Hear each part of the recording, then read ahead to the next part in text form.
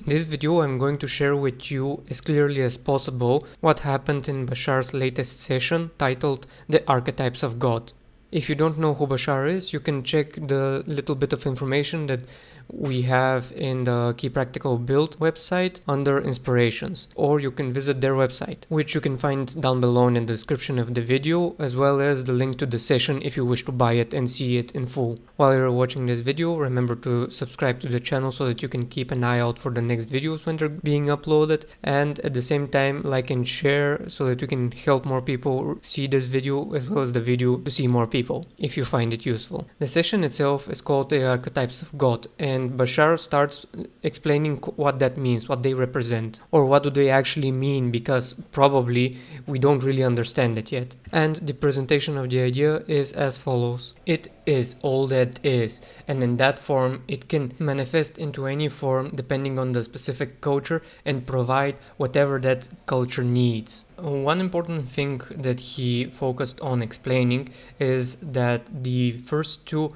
commandments, I am your God, thou shalt not have any false god before me, are actually a misinterpretation due to the understanding that we've had then, whereas the message that was actually provided or was given was closer to the idea, I am that I am, and all reflections are me, therefore none can be false before me, for I am all that is. And this is when he starts to dive in that all the forms that God can be that the old man with the beard, the Virgin Mother, or Wauka Kanka, or even a rock or a mountain, and so on, doesn't really matter, because all of these archetypes coincide with the needs of a culture that uses or creates them. And in this way, the aspects, the properties that this god has helps the culture individually as well as collectively learn all the experiences that they need to at that moment or time. From there on starts the more practical piece, where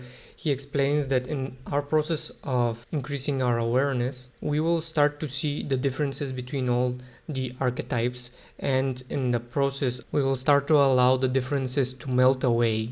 When we start to lessen these differences and start accepting all the different archetypes as one single god and representing the same thing, which is all that is in some kind of form, we will enter a state which will allow us to recognize the frequency of existence, which is just unconditional love, or as he likes to put it, love is unconditional. That's all that love is. And this is what existence is, an unconditional support of all that is in every direction. And the idea is that there is no judgment in this. Every single version of existence is being supported because since it exists, there's meaning for it.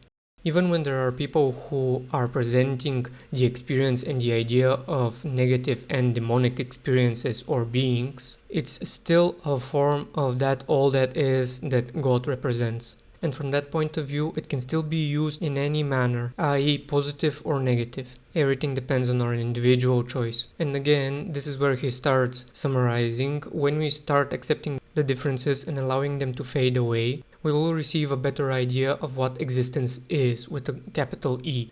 And having that in mind, he shares that whatever exists, it can create an archetype of God. This is you, this is me, this is the rocks, the trees, films, animals, absolutely everything that you can think of. If it exists, it represents an archetype of God, and in that sense, everyone is God. In the end, Bashar shares that in the future there will be another session in which he will share more information on how we can better experience these aspects in our physical reality.